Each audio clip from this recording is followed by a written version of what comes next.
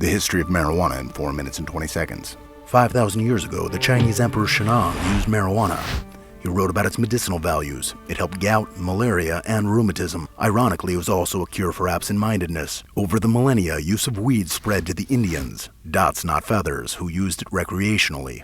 Europeans were smoking the herb by 500 AD. The Muslims also like to get stoned. The Quran bans the use of alcohol, so they created hashish, its use spreading through Persia and North Africa in the 12th century. Thanks to the Spanish, marijuana crossed the Atlantic in 1545. Olé! The English brought weed to Jamestown in 1611, where it became, alongside tobacco, a commercial crop. Its fibers used for rope, cloth, and paper. George Washington and Thomas Jefferson were both marijuana farmers. Jefferson wrote the Declaration of Independence on paper made from the plant.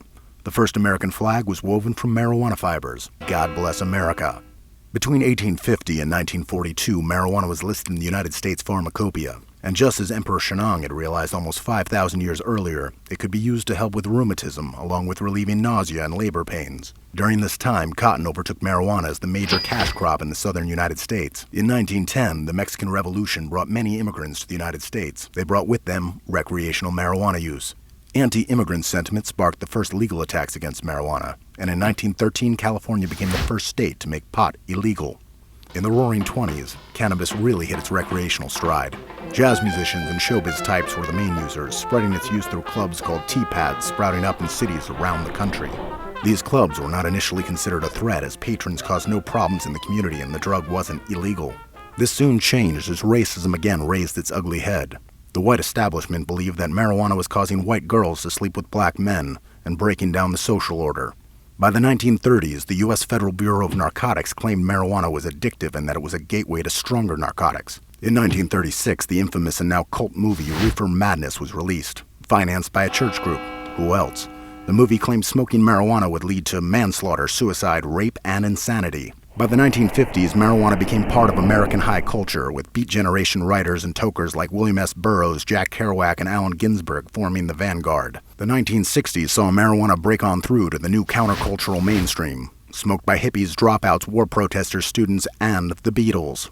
It became an enduring symbol of rebelling against conformity and authority. Insanity took hold of the U.S. Congress in 1970 when they passed the Controlled Substance Act, the law that classified heroin, LSD, and marijuana as Schedule I drugs. In 1975, the Mexican government destroyed the entirety of its country's marijuana crop. Colombia became the main weed supplier to the U.S., and the drug cartels were born. During the Reagan-Bush years, the war on drugs created a zero-tolerance policy for marijuana use.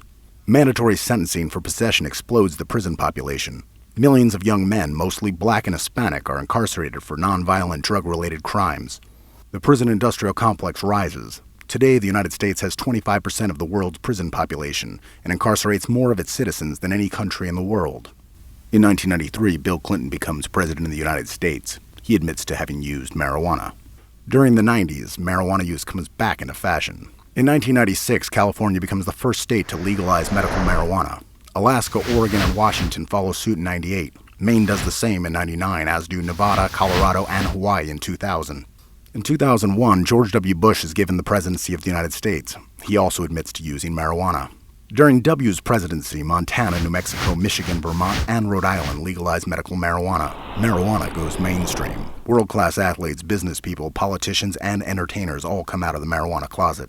The stigma fading. In 2009, Barack Obama becomes president. That guy admitted to smoking a lot of weed. Arizona, Connecticut, Delaware, Illinois, Maryland, Massachusetts, Minnesota, New Hampshire, New Jersey, New York, and D.C. all make medical marijuana legal during the Obama presidency. In 2012, Washington and Colorado become the first states to legalize recreational marijuana use.